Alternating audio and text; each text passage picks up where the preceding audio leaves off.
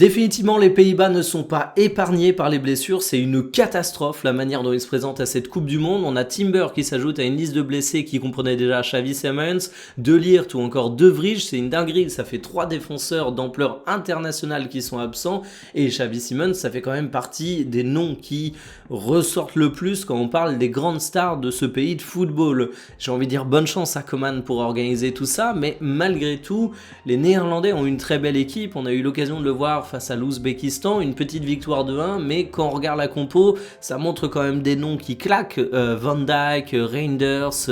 De Jong, Dumfries, Gakpo, c'est évidemment très très fort, mais imaginez la même sélection avec les absents qui cette fois seraient présents, ça aurait une toute autre allure, et du coup, je sais pas ce que vous attendez des Pays-Bas au cours de cette Coupe du Monde 2026, mais de mon côté, j'ai un petit peu du mal à mesurer mes attentes. Ça aurait été une équipe au complet, j'aurais dit qu'il faisait partie, peut-être pas du chapeau 1 des favoris, mais un petit peu derrière. Là en soi ça va être assez compliqué avec autant d'absents de briller, et surtout même si tu arrives à faire un bon parcours, tu auras cette frustration qui te dit ah, si seulement on avait eu tout le monde, on aurait pu faire encore mieux. Du côté de l'équipe de France, il y a beaucoup de débats, il y a beaucoup d'interrogations, mais on peut quand même s'estimer heureux. On a assez peu de joueurs qui sont absents, on n'a pas eu de gros blessés durant le rassemblement. Ça, c'est déjà une victoire mine de rien, et le Pays-Bas le rappelle.